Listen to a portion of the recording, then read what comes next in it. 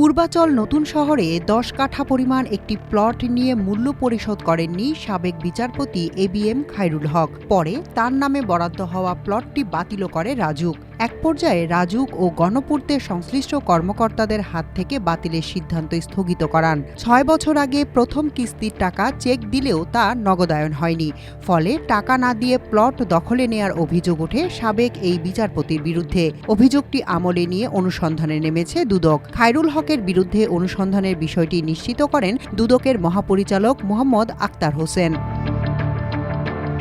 তিনি জানান, ২০০৩ সালে পূর্বাচল নতুন শহর প্রকল্পে ১০ কাঠার প্লট বরাদ্দ পান বিচারপতি খায়রুল হক। প্লট বরাদ্দের শর্ত মোতাবেক প্রথম কিস্তি ৬.৫ লাখ টাকা পরিশোধ না করায় রাজুক বরাদ্দ বাতিলের সিদ্ধান্ত গ্রহণ করে। তিনি পরবর্তীতে ২০০৯ সালে বিগত সরকারের সংশ্লিষ্ট অধিদপ্তর ও মন্ত্রণালয়ের অসাধু কর্মকর্তাদের যোগসাজশে পুনরায় আইন ও বিধি বহির্ভূতভাবে প্লট হস্তান্তর গ্রহণ করেন। এখানে পুরো টাকা না দিয়ে ৬ বছর আগের প্রথম কিস্তির টাকার চেক জমা দেন, যা নগদায়ন হয়নি। তারপরও অবসর গ্রহণের পরে যাবতীয় পাওনা পরিশোধের শর্তে তাকে অবৈধভাবে প্লট হস্তান্তর করা হয়। ফ্যাক্ট ফাইন্ডিং কমিশনের অংশ হিসেবে রাজুক ও গণপূর্ত মন্ত্রণালয়ের অসাধু কর্মকর্তাদের যোগসাজশে এবিএম খায়রুল হকের বিধি বহির্ভূতভাবে প্লট হস্তগত করার অভিযোগ আমলে নিয়ে অনুসন্ধানের সিদ্ধান্ত গ্রহণ করে দুদক।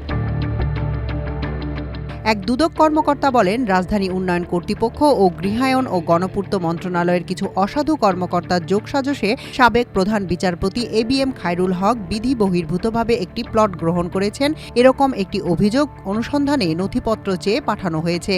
অভিযোগ অনুসন্ধানের জন্য দুদকের উপপরিচালক মনিরুল ইসলামের নেতৃত্বে ৭ সদস্যের একটি অনুসন্ধান দল গঠন করা হয়। গৃহায়ন ও গণপূর্ত মন্ত্রণালয়ে পাঠানো দুদকের চিঠিতে বলা হয়েছে, গৃহায়ন ও গণপূর্ত মন্ত্রণালয়ের ইস্যুকৃত পত্র এবং ওই পত্রের সংশ্লিষ্ট নথি ও নোটিশ সহ এর ফটোকপি, যেগুলো এবিএম খায়রুল হককে প্লট বরাদ্দ সংক্রান্ত তথ্য চাওয়া হয়েছে। রাজুকের বরাবর পাঠানো চিঠিতে পূর্বাচল নতুন শহর প্রকল্পের ১ নম্বর সেক্টরের ১০২ নম্বর রোডের ০০৪ নম্বর প্লট, যার কোড নাম্বার ৮৫১১ এর বরাদ্দ সংক্রান্ত নথিপত্রের ফটোকপি চাওয়া হয়েছে।